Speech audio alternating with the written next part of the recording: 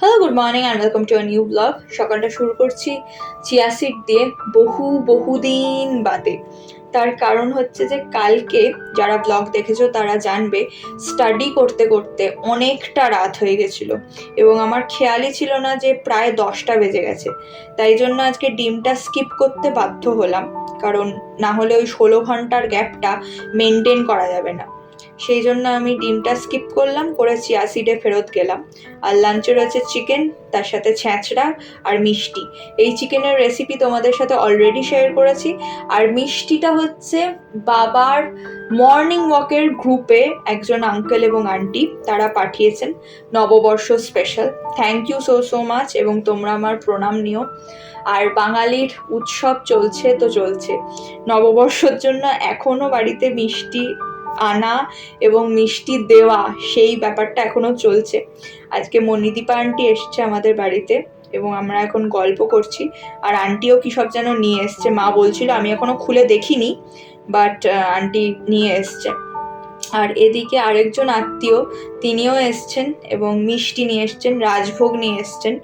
তো আমার এই রাজভোগগুলো দেখে একটা কথা মনে পড়লো, সেটা হচ্ছে ম্যামের বাড়িতে, মানে আমার ডান্স টিচারের বাড়িতে নেক্সট যেদিন যাব সেদিন আমিও ভাবছি যে এইরকম সাইজের রসগোল্লা মানে রাজভোগ যদি নিয়ে যাওয়া যায়, মানে বেশি হয়তো নেবো না, বাট স্টিল যদি একটু নিয়ে যাওয়া যায় তাহলে বেশ ভালো হয়। নর্মাল রসগোল্লা তো সবাই দেয়, বাট এই রাজভোগগুলো দিতে পারলে বেশ ভালোই লাগবে আশা করি। তো দেখা যাক, যদি যাই তখন মানে যদি নিয়ে যাই তোমাদের সাথে নিশ্চয়ই শেয়ার করব। তাছাড়া একটা গল্প মনে পড়ে যাচ্ছে, দিদি মানে আমার পিস্তত দিদি, তার যখন বিয়ে হয় তারপরে জিজু যখনই আমাদের বাড়িতে আসে তখন 20-25টা করে মিষ্টি নিয়ে আসতো।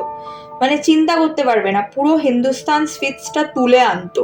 তো আজকে যখন আমি হিন্দুস্তান সুইটসের ডাব্বাটা দেখলাম, সঙ্গে সঙ্গে আমার ওই মেমোরিটা মনে পড়ে গেল।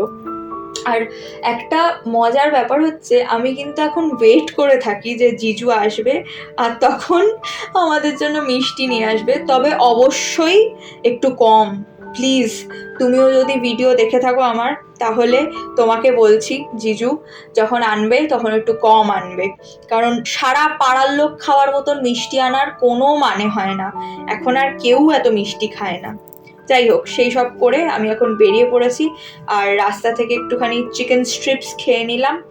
আর এই দোকানটা লোকেটেড হচ্ছে নেতাজি নগরে, তো তোমরা যদি কেউ যাও তাহলে ডেফিনেটলি একবার দেখতে পারো, ট্রাই করে দেখতে পারো। ওনাদের ফুড আইটেমসগুলো আমার বেশ ভালো লাগলো। তো অনুদ্রিতা আন্টির বাড়িতে এসছি, একটা স্টাডি মিটিং রয়েছে সেই কারণে।